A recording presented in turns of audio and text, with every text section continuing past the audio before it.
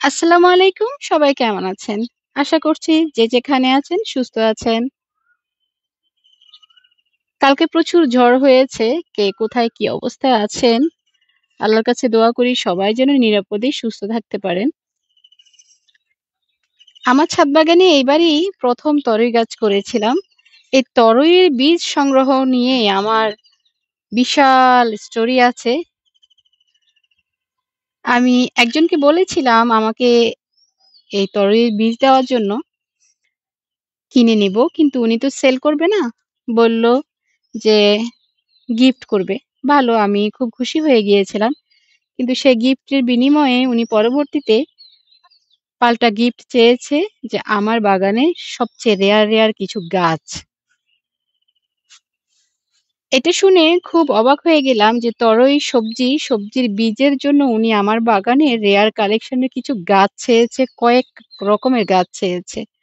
কিন্তু যেটা আমার বাগানে আছেই শুধু অনেক বছর ধরে একটা করে গাছ। মনের মধ্যে অনেক কষ্ট লাগলো যে সবজির বীজের জন্য এভাবে রেয়ার কালেকশনের গাছগুলো চাওয়া একটু কেমন যেন লাগলো। সেজন্য আর নীরবে চলে আসছি, কিছুই বলিনি। আমার যারা বাগানের ভিডিওগুলো দেখেন তারা তো জানেন যে আমার ছাদ বাগানে বিভিন্ন রকমের নিত্য নতুন সবজি আমি সবসময় করে থাকি।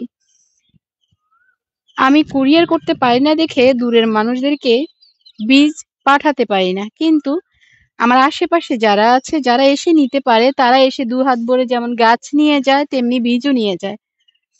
আমরা কাউকে যদি বীজ দেই, গাছ দেই, এটা তো অনেক সুন্দর একটা ব্যাপার। এটা বাগানীদের আ প্রত্যেকটা বাগানীর এটা অবশ্যই করা উচিত। মানুষকে গিফট দেওয়া উচিত গাছ।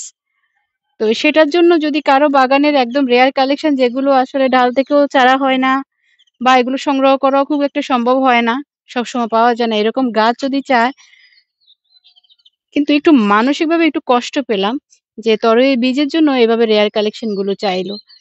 তো পরে শুরু করলাম অনলাইন থেকে গাছ এই এই তরইয়ের বীজ কিনা, কিন্তু দেখা যাচ্ছে যে হয় না। একেকবার একেক রকমের হয়, তরই আর হয় না। এইবার আমার টঙ্গী বাজার থেকে একটা প্যাকেট এনে যখন আবার শেষবার একটু চেষ্টা করলাম, লাগালাম, সবগুলো বীজ নষ্ট হলেও ২ টো বীজ থেকে ২ টা চারা হয়েছে। আমি মনে করি ২ টা চারা কেন, ১ টা চারা হলেও কিন্তু আমার বাগানে হয়ে গেল। ইনশাআল্লাহ আমি এটা থেকেও যদি আল্লাহ চায় আমি বীজ করতে পারবো। ফলন হলে বীজ করতে পারবো। পরে এই যে এই পানির জারটার মধ্যে আমার ২ টো গাছ হয়েছে। পরবর্তীতে একটা গাছ মরে গিয়েছে, আরেকটা গাছ আছে। টমেটোর সিজন ছিল, শীতের সময় টমেটোর সিজন ছিল।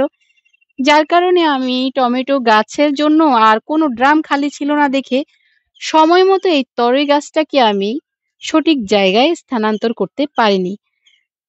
পরে এই পানির জারটার মধ্যে একটু বেড়ে উঠেছে। দেখলাম যদি এখান থেকে আমি এখন নাড়া দিয়ে অন্য জায়গাতে লাগাই গাছটা মরে যাবে। সেজন্য আমি এই যে টমেটোর ড্রাম যখন খালি হয় তখন এই ড্রামের উপরে এই পানির জারটাকে রেখে টমেটো যে লাগিয়েছি যে সে স্টানে কোনো রকম তুলে দিয়েছি এই ভেবে যে অন্তত ১ টা বা ২ টা ফল হলে যাতে আমি বীজ রাখতে পারি। এখন মাশাআল্লাহ এত সুন্দর হয়েছে গাছটা। ১ম এই ৩ টা তরই আসছে। এই ৩ টা তরই আসছে। আসার পরপরই আমি বীজের জন্য রেখে দিয়েছি।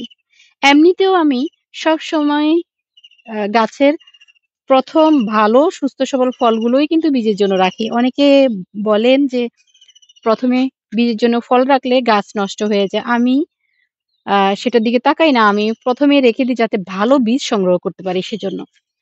তো ৩ টাই বীজের জন্য রেখে দেওয়ার পর আমি ভাবলাম হয়তো গাছটা আর হবে না। যেহেতু একটু অন্যভাবে লাগানো গাছটা, আর হবে না। আল্লাহর রহমতে মোটামুটি ভালোভাবে পরিচর্যা পাচ্ছে, খাবার পাচ্ছে এখন। এই ১.৫ থেকে ২ মাসে মাশাআল্লাহ গাছটা অনেক ঝোপালোও হচ্ছে এবং কি পাশাপাশি আরো অনেক তরই আসছে। আপনাদের সাথে স্টোরিটা শেয়ার করলাম এজন্য যে আসলে যদি সম্ভব হয়, আমারও অনেক সময় সম্ভব হয় না। আমি কুরিয়ার করতে পারি না, আমার লোকজন নেই। যদি সম্ভব হয় সবাই সবাইকে যদি একটু সবজির বীজটা বা ফুল ফলের বীজ আমরা যদি সবাইকে গিফট করে থাকি তাহলে আরেকটা বাগানের স্বপ্ন পূরণ হবে। আরেকটা বাগানের ছাদে আপনার গাছগুলো হবে। এটা ভাবতেও তো অনেক ভালো লাগে। তো সবাই ভালো থাকুন, অনেক সুস্থ থাকুন।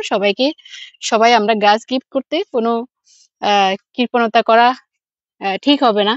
সবাই সবাই জায়গা থেকে এগিয়ে আসলে দেখা যায় এখন যে নিত্য নতুন বাগানিগুলো আসছে ওরা বাগান করতে উৎসাহ পাবে। সবাই ভালো থাকুন, সুস্থ থাকুন। আল্লাহ হাফেজ।